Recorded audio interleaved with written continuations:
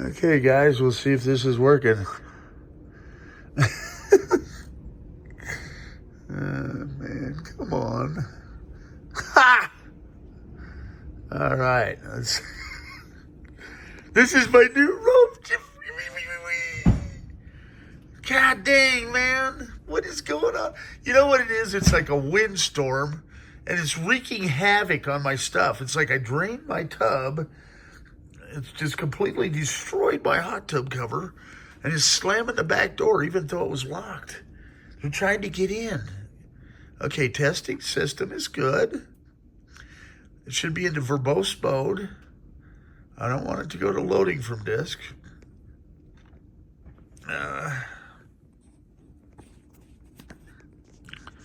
If it does, I'll have to change the system parameters.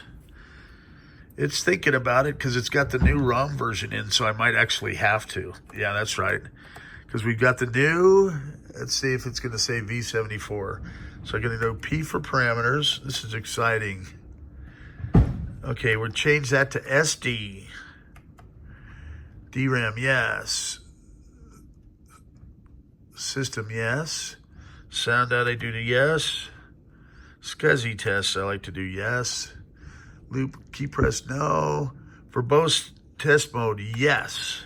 That gives us, I like to leave the serial console as an alternative, and I allow the ROMs password protected, and memory sure.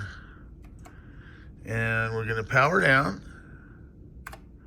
power back up, and hopefully we'll get a clean I've got a clean install. I think the ROM has to be working because we are getting video.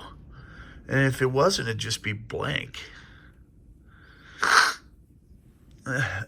So the reason it wouldn't start, the last time, it seems like I got a dodgy cable, power cable. Testing system, now it should go to verbose mode.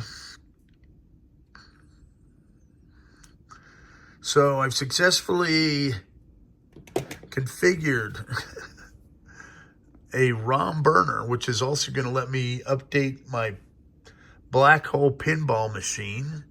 And my plan is, with the 3D printer, get a little creative and add some extra features to my pinball machine. And now that I'm learning how to do switches and all kinds of stuff, it ought to be pretty fun. I think I can, and I'm understanding the programming. There's a new board out for it. So I'm going to make it like a black hole pinball machine on steroids. I'm going to add LED lights with the lights I have on my house.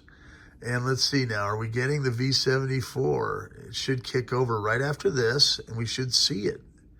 With any luck, does it come up? There you go. Winner, winner. All right, not bad for, a severely handicapped, mentally challenged guy.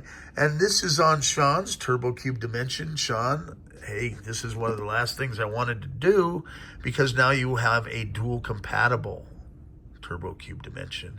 And Daniel, I'm doing that for you on your Turbo Color and Mono Turbo. Matt's, that's a whole story. He got poisoned by the flux he was using. He sent me a picture because he's done, hundreds of motherboards, and apparently the guy over at Mountain States gave him a different kind of flux that is fairly very toxic. Why they would even release this on the market? I'm a newbie, right? And just starting to solder. And, you had to go into the ICU. Because after 45 minutes of breathing that stuff in, he just about died. And was basically, going into his lungs. He started feeling loopy. He laid down to rest and then woke up and he couldn't breathe.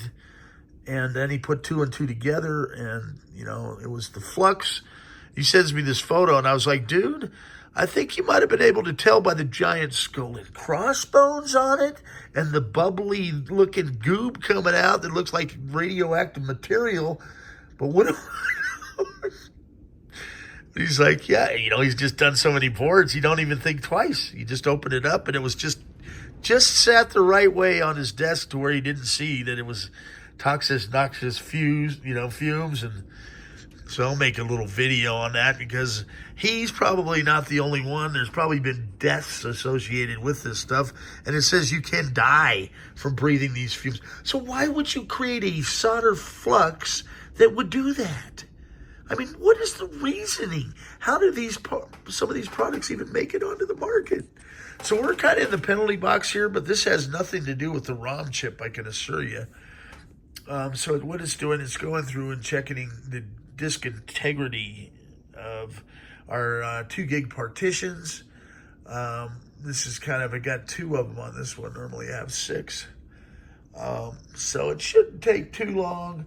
But at any rate, I am going to call it and go to bed. Okay, I've given my pound of flesh and more this weekend, but I do now have ROM chip programming capabilities, and 3 more YouTube videos. I should put the long one on of the frustrations, just to show that I am genuinely trying. But technology fights you. And sometimes you have to go retro. I mean, I was trying this on the latest and greatest technology and couldn't get it to work under, Apple Silicon, using Windows 11 and the latest emulators. No. If you run into that, just go find an old PC, which I did. I got it configured running Windows 7 Pro and got it to come up. And so I think both the Batronics one and this new one is working. I'm going with the new one by XG ECU Pro, because it's like 25 years newer. And I'm assuming they've done some research. I mean, I like the software interface. It's very easy to use. And I don't know why they just don't port that over to Mac OS. It doesn't look to be that complicated. And, if they made a package that was modern Windows, Linux, and Mac OS compatible for people that have to program these old chips, you'd sure make our lives a lot easier, don't you think? I mean, it wouldn't be that hard.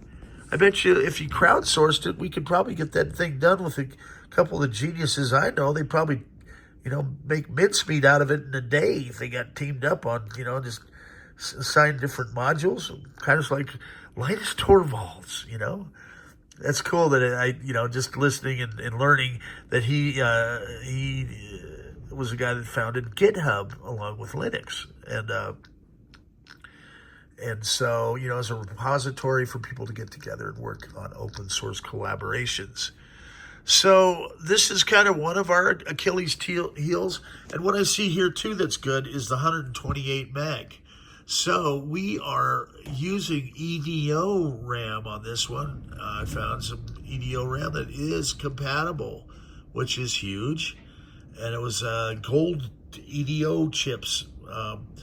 First time in 30 some years that I've been able to use 4 EDO chips. I think there was one other time where I had to alternate them with fast page mode. So that's, I don't know what this in terms of performance, if there's a speed bump at all. Man, just finished checking the disk. I can tell it's doing something here because we are getting that red light. So, and I don't really want to, start it over. I guess I could keep talking. I don't know if you guys had enough of my stuff. I could show you. Let me go. I'll show you what I've been printing here. How about that? We can pivot over to Rob's 3D printing projects. Okay. So I've got all of the filaments that have come in now. So I'm going to be able to do NeXT colored logos. And I've got the TIE Fighter Death Star, or TIE Fighter Snowflake kits printed out. They turned out pretty sweet. Look at this, man. So, this little device I printed out, here, I can put 2 wires in, and then you flip this thing around, and it winds the wires together, and then it holds them so you can solder them. What else? I had some other snowmen and stuff, and I've been taking them over to Pack Mail, I've got a bunch of filaments now that I could do. Looking forward to doing TPU, which is, you can use it for RC cars and rubber. So it's got a little bit of flex to it. We've got, different styles of ABS, PETG. I'm trying to keep the printer going continuously too. I've printed out some really neat 3D mini cubes, and I'm gonna see if I can't do a Pi 5 project. And I was looking, I need to talk with somebody first to figure out what all I need, if anybody out there is listening at this point, to configure a Pi 5, because I believe there's been a previous port over to it, which means I could run NeXTstep on a little mini cube. And I've got them printed. I mean, the copper one looks really cool. I've got one in gold now, in Galaxy, which is kind of neat, and black. And any other color that you guys need. If I could get the 4 colors of the NeXT logo and start printing those as well. I've got kind of on my eBay store, computerpowwow.com, I've got them listed as well. So as I say, check disc, I don't know. I'm just going to let this thing do its thing. I got to go to bed, guys, and it's been 11 minutes. And I know that it's kind of a self-healing process.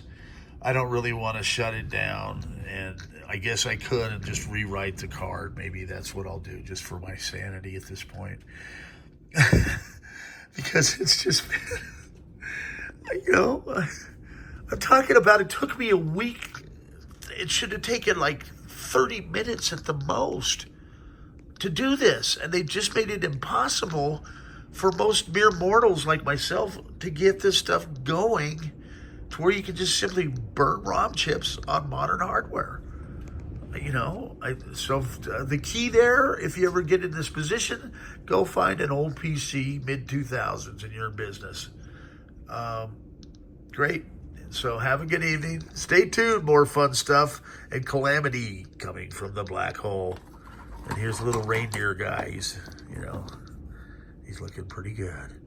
I'm handing them off over at Pack Mail, and they're real hits because they're kind enough to let me drop packages off. And so now families are coming in with the kids because they get a Cracker Jack toy when they drop their packages off over there. Chris is a real nice guy, and he's got Hunter working with him.